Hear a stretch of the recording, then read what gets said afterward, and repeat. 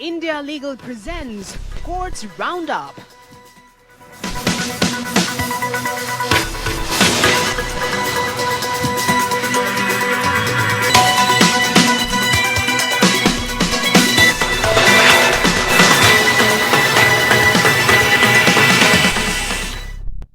नमस्कार, आप देख रहे हैं हमारी खास पेशकश कोर्ट्स राउंडअप। मैं हूं आपके साथ रविंद्र सिंह। इस बुलेटिन में अगले आधे घंटे में हम आपको कोर्ट से जुड़ी तमाम छोटी बड़ी खबरों से रूबरू करवाएंगे। कोर्ट की कार्रवाई और सुप्रीम कोर्ट से लेकर हाई कोर्ट और लोअर कोर्ट्स तक के फैसलों को आपके सामने रखेंगे। लेकिन आगे बढ़ने से पहले एक नजर डालते हैं सुर्खियों पर।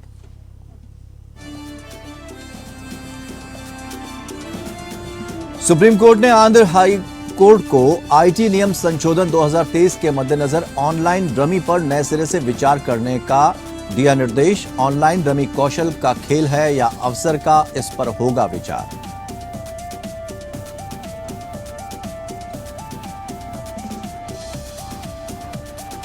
सुप्रीम कोर्ट ने बीएड अभ्यर्थियों को दी राहत। बीएड उम्मीदवारों को छत्तीसगढ़ में सहायक शिक्षक की भर्ती प्रक्रिया में भाग लेने की दी अनुमति।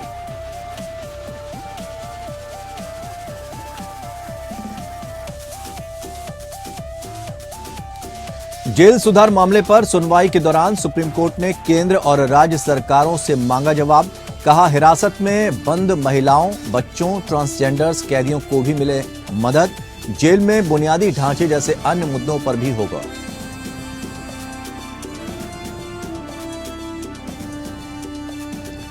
बॉम्बे हाई कोर्ट ने पुलिस को दिए निर्देश। कहा, सूर्योदय से पहले और सूर्यास्त के बाद महिला को थाने ना बुलाएं। महिला को अवैध तरीके से हिरासत में लेकर घंटों पुलिस स्टेशन में ना बैठाएं।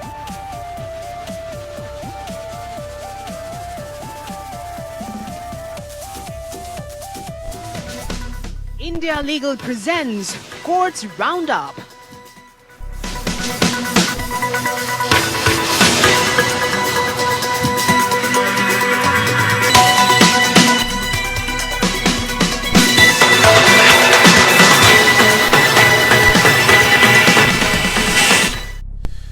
तो कोर्ट्स राउंडअप में सबसे पहले बात करते हैं आईटी नियम संशोधन की।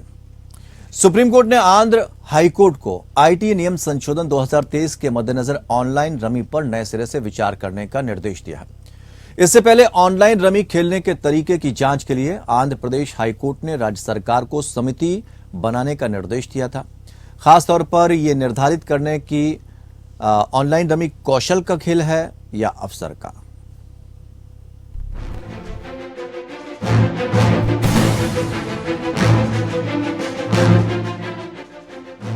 सुप्रीम कोर्ट ने आंध्र प्रदेश हाई कोर्ट को केंद्र सरकार द्वारा अधिसूचित सूचना प्रौद्योगिकी, मध्यवर्ती दिशा निर्देश और डिजिटल मीडिया आचार संहिता संशोधन नियम 2023 के संदर्भ में ऑनलाइन रमी से संबंधित मुद्दों पर नए सिरे से विचार करने का निर्देश दिया। आंध्र प्रदेश हाई कोर्ट ने अपने आदेश में राज्य सरकार को ऑनलाइन रमी खेलने के तरीके की जांच करने के लिए एक समिति बनाने का निर्देश दिया, ताकि ये निर्धारित किया जा सके कि ये कौशल का खेल है या अवसर का खेल। हाई कोर्ट ने विचार के लिए 5 प्रश्न तय किए, जिसमें ये शामिल है कि क्या रमी कौशल का खेल है या अवसर का खेल। इसके बाद आंध्र प्रदेश राज्य ने इस शिकायत के साथ शीर्ष न्यायालय का दरवाजा खटखटाया कि भले ही हाई कोर्ट का आदेश प्रकृति में अंतरिम है, लेकिन इसने मुद्दा नंबर 1 पर गुण दोष के आधार पर निष्कर्ष दर्ज किए हैं, जो कानून की दृष्टि से टिकाऊ नहीं है। राज्य द्वारा उठाया गया मुद्दा हाई कोर्ट के इस निष्कर्ष पर है कि अगर ऑनलाइन रमी कौशल का खेल है तो इसे आंध्र प्रदेश गेमिंग अधिनियम 1974 के तहत प्रतिबंधित नहीं किया जा सकता है। प्रतिवादी की ओर से पेश हुए सीनियर एडवोकेट साजन पोवैया ने तर्क दिया कि मामले का निपटारा हाई कोर्ट द्वारा नहीं किया गया है और ये असंगत है। उन्होंने दलील दी कि हाई कोर्ट के आदेश में सिर्फ एक रिपोर्ट पेश करने को कहा गया है, जिसके आधार पर मामले पर विचार किया जाएगा। उन्होंने तर्क दिया कि इसके बाद केंद्र सरकार ने भी कुछ खेलों की अनुमति देने वाले नियम बनाए। आंध्र प्रदेश राज्य की ओर से पेश हुए सीनियर एडवोकेट कपिल सिब्बल ने दलील दी कि कानून के मुद्दे पर मामले का निपटारा पहले ही किया जा चुका है। उन्होंने कहा, हाईकोर्ट ने कहा है कि यदि ये अफसर का खेल नहीं है तो आप इस पर रोक नहीं लगा सकते।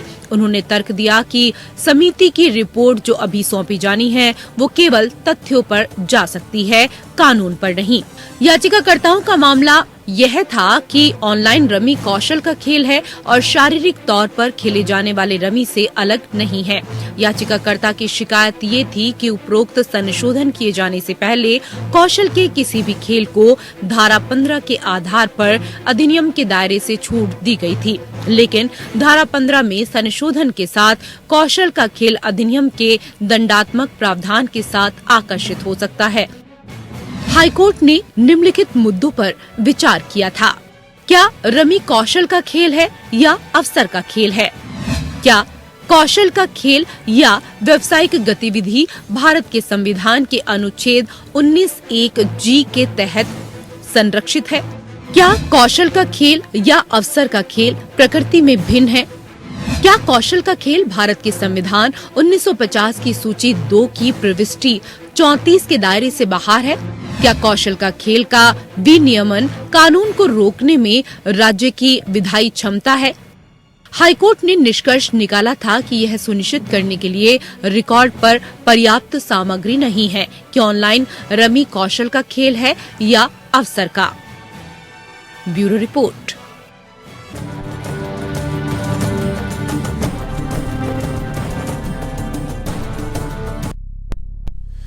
सुप्रीम कोर्ट ने जेल सुधारों पर सुप्रीम कोर्ट समिति द्वारा प्रस्तुत रिपोर्ट को रिकॉर्ड पर ले लिया है।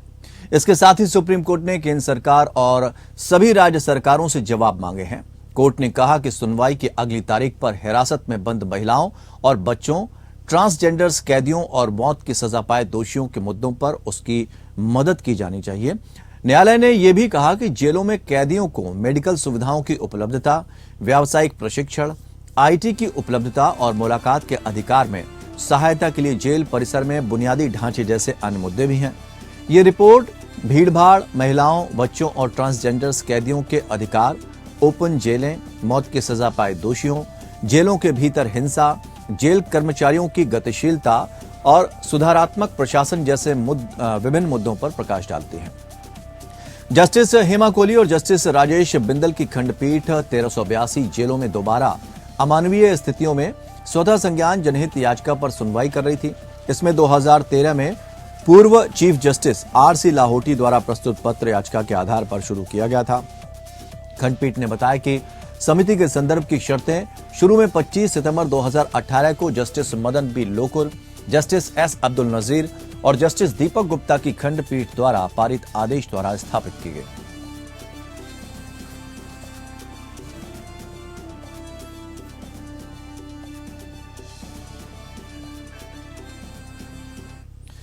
सुप्रीम कोर्ट ने छत्तीसगढ़ के बीएड डिग्री धारकों को अस्थायी राहत प्रदान की है। शीर्ष अदालत ने हाल ही में छत्तीसगढ़ हाईकोर्ट के उस आदेश पर रोक लगा दी है जिसमें बीएड उम्मीदवारों को सहायक शिक्षकों की भर्ती प्रक्रिया से बाहर रखा गया था। इस प्रकार बीएड उम्मीदवारों को सहायक भर्ती परीक्षा में शामिल होने की अनुमति होगी। हाईकोर्ट ने देवेश शर्मा बनाम यूनियन ऑफ इंडिया 2023 केस में हाल ही में सुप्रीम कोर्ट के फैसले पर भरोसा करते हुए आदेश पारित किया था, जिसमें कहा गया कि बीएड उम्मीदवार प्राथमिक विद्यालय शिक्षक के रूप में नियुक्त होने के पात्र नहीं है क्योंकि उक्त पद के लिए निर्धारित योग्यता DELED है, यानी डीलिड है। इसके बाद याचिकाकर्ताओं ने सुप्रीम कोर्ट का रुख किया। मौजूदा मामले में 6285 सहायक शिक्षक के पदों को भरने के लिए 4 मई 2023 को विज्ञापन जारी किया गया था। सफल उम्मीदवारों की सूची में याचिकाकर्ताओं को शामिल किया गया। देवेश शर्मा मामले में सुप्रीम कोर्ट का फैसला 11 अगस्त 2023 को सुनाया गया था। इसके बाद कुछ डीएड उम्मीदवारों ने बीएड उम्मीदवारों को बाहर करने की मांग करते हुए हाईकोर्ट में याचिका दायर की। हाईकोर्ट ने एक अंतरिम आदेश पारित करते हुए कहा कि सहायक शिक्षक के पद के लिए बीएड योग्यता रखने वाले उम्मीदवारों के संबंध में आगे की भर्ती प्रक्रिया को तत्काल प्रभाव से स्थगित रखा जाएगा।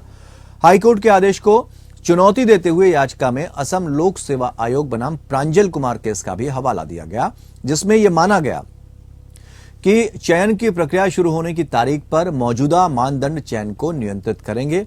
इन तर्कों के आधार पर सुप्रीम कोर्ट की बेंच, जिसमें जस्टिस एएस बोपन्ना और जस्टिस पीके मिश्रा शामिल थे, उन्होंने आदेश दिया भर्ती प्रक्रिया जो हाईकोर्ट द्वारा पारित अंतरिम आदेश की तारीख से पहले प्रगति पर थी, जारी रहेगी। हालांकि इसके तहत की गई नियुक्तियां अगर कोई हों तो चयनित उम्मीदवारों को नियुक्ति प्राधिकारी के जरिए सूचना दी जाएगी।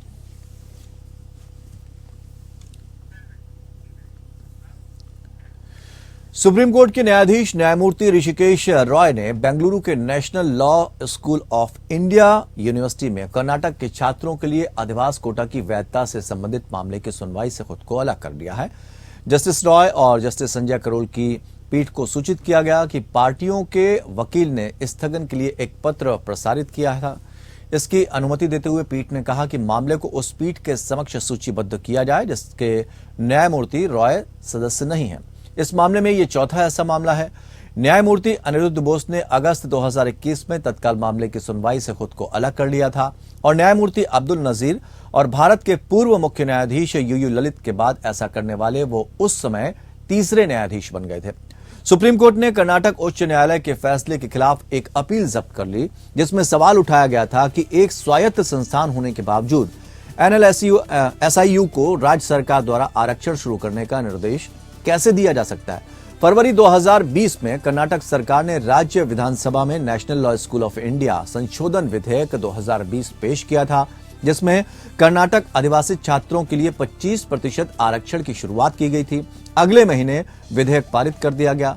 संशोधन अधिनियम में धारा 4 उपधारा 3 सम्मिलित की गई जो एनएलएसआईयू में कर्नाटक आदिवासी छात्रों के लिए 25% क्षैतिज आरक्षण प्रदान करती है। कर्नाटक उच्च न्यायालय ने सितंबर 2020 में संशोधन अधिनियम को रद्द कर दिया था। इसके चलते राज्य सरकार को सुप्रीम कोर्ट में तत्काल अपील करनी पड़ी, जहां अभी तक कोई अंतरिम आदेश पारित नहीं किया गया।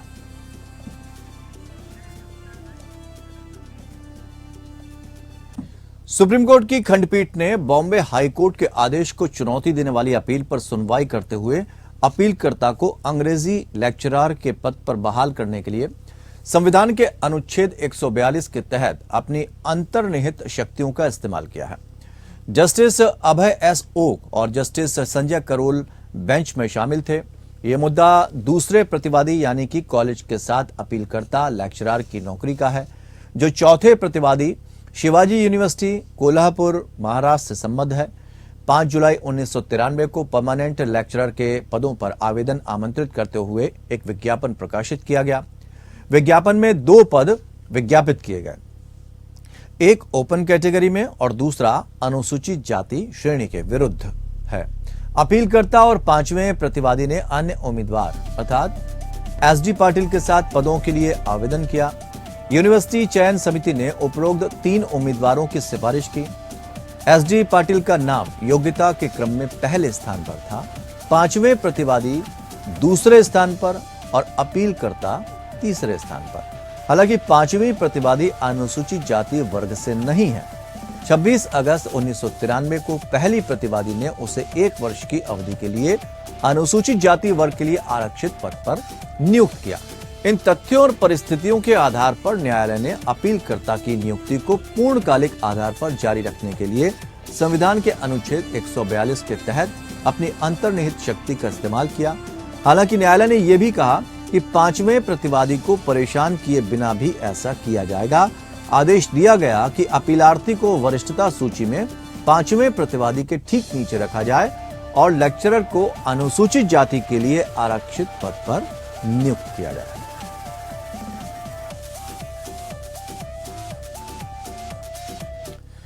बॉम्बे हाईकोर्ट ने पुलिस को नसीहत देते हुए कहा है कि सूर्योदय से पहले और सूर्यास्त के बाद किसी महिला को पुलिस स्टेशन में नहीं बुलाया जा सकता।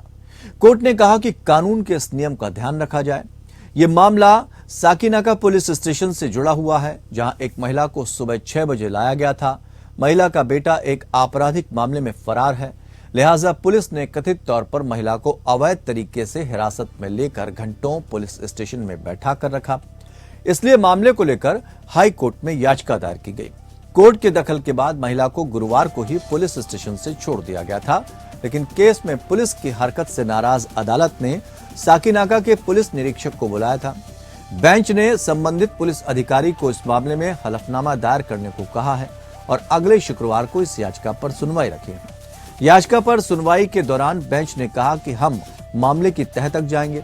बेंच ने कहा कि पुलिस उस समय के सीसीटीवी फुटेज के साथ छेड़छाड़ न करे जब महिला को बुलाया गया था। महिला का बेटा फरार है तो कानूनी प्रक्रिया का पालन किए बिना महिला को पुलिस स्टेशन में क्यों लाया गया। बेंच ने सरकारी वकील से कहा कि पुलिस अधिकारी दोबारा ऐसा ना करें, इस बात का ध्यान रखा जाए।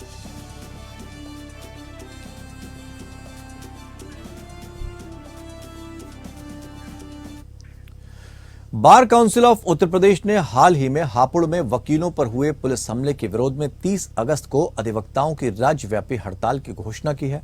काउंसिल ने सरकार से दोषी पुलिस अधिकारियों के खिलाफ कार्रवाई करने और घायल वकीलों को मुआवजा देने का भी आग्रह किया। काउंसिल ने आगे निर्णय लिया कि अगर प्रभावी और सार्थक कार्रवाई नहीं की गई तो 3 सितंबर 2023 को bar council of Uttar Pradesh की आपात बैठक बुलाई जाएगी।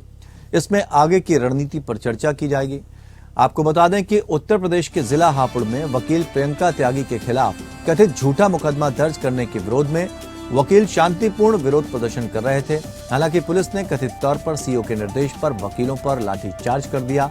इसके कारण कई वकीलों को मामूली से लेकर गंभीर चोटें आई हैं। वकीलों के खिलाफ पुलिस कार्रवाई को ध्यान में रखते हुए हाईकोर्ट बार एसोसिएशन इलाहाबाद ने भी घोषणा की कि वो 30 अगस्त 2023 को काम से दूर रहेंगे। इसके बाद bar council of Uttar Pradesh ने मामले का संज्ञान लिया और एक पत्र जारी किया। इस पत्र में कहा गया कि उत्तर प्रदेश राज्य भर के वकील आज काम से दूर रहेंगे। पत्र में बार के सदस्यों से मुख्यमंत्री से मिलने के लिए लखनऊ पहुंचने का आग्रह किया गया।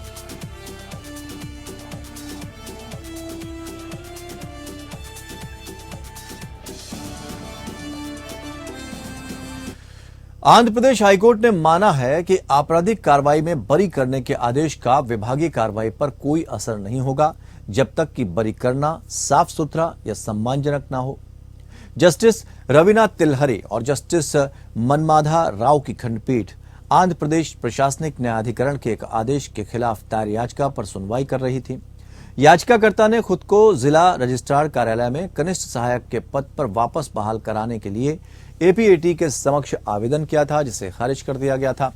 1992 में जब याचिकाकर्ता को रजिस्ट्रार कार्यालय में परिचारक के पद से कनिष्ठ सहायक के पद पर पदोन्नत किया गया तो ये पाया गया कि याचिकाकर्ता ने जो मैट्रिकुलेशन प्रमाण पत्र प्रस्तुत किया था वो गलत था।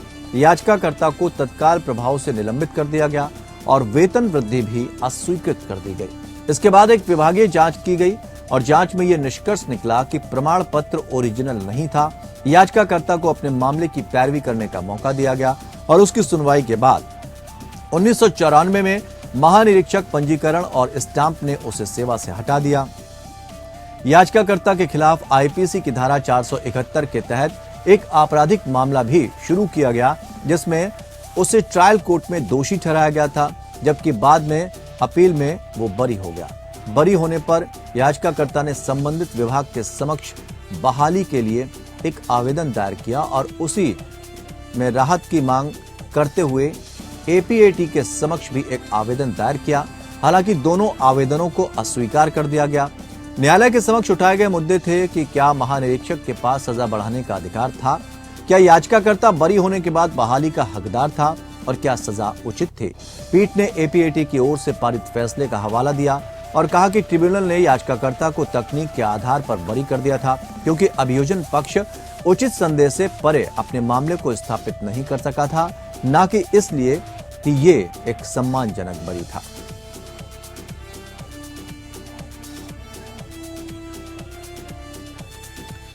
सुप्रीम कोर्ट ने आम आदमी पार्टी नेता और दिल्ली के मुख्यमंत्री अरविंद केजरीवाल की विवादास्पद टिप्पणी खुदा में विश्वास रखने वाले अगर बीजेपी को वोट देते हैं तो खुदा उन्हें माफ नहीं करेगा से उत्पन्न एक आपराधिक मामले में आरोप मुक्त करने की मांग वाली याचिका पर सुनवाई स्थगित कर दी और उन्हें राज्य के काउंटर एफिडेविट पर प्रत्युत्तर दाखिल करने के लिए 4 सप्ताह का समय दिया गया। जस्टिस एमएम सुंदरेश और जस्टिस जेबी पारदीवाला की पीठ इलाहाबाद हाईकोर्ट के जनवरी 2023 के आदेश के खिलाफ मुख्यमंत्री की याचिका पर सुनवाई कर रही थी, जिसमें उनके आरोप मुक्ति आवेदन को खारिज कर दिया गया था। फरवरी में नोटिस जारी करते हुए सुप्रीम कोर्ट ने अंतरिम राहत दी और मुकदमे की कार्यवाही पर अस्थायी रोक लगा दी, जिसे बाद में मई में बढ़ा दिया गया। पीठ सितंबर के आखिरी सप्ताह तक सुनवाई स्थगित करने पर सहमत हुई।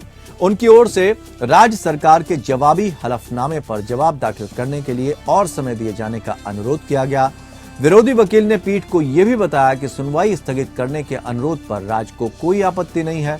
यह मामला 2014 का है, जिसमें केजरीवाल के खिलाफ जनप्रतिनिधित्व अधिनियम 1951 की धारा 125 के तहत कथित रूप से आदर्श आचार संहिता का उल्लंघन करने के आरोप में एफआईआर दर्ज की गई थी।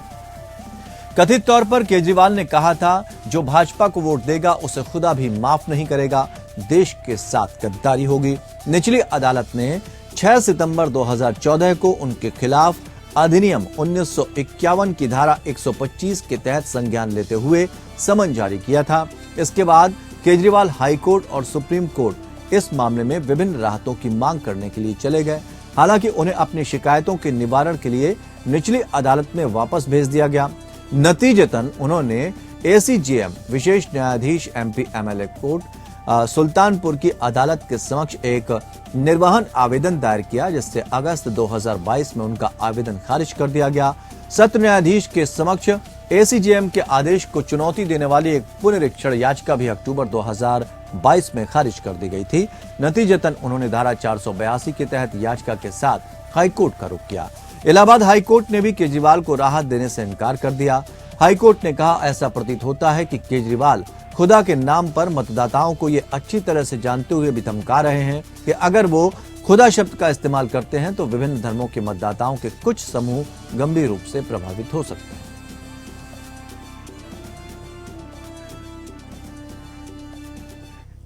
तो कोर्ट राउंडअप में फिलहाल इतना ही, लेकिन खबरों का सफर लगातार जारी रहेगा। जुड़े रहिए हमारे साथ। India Legal presents Courts Roundup.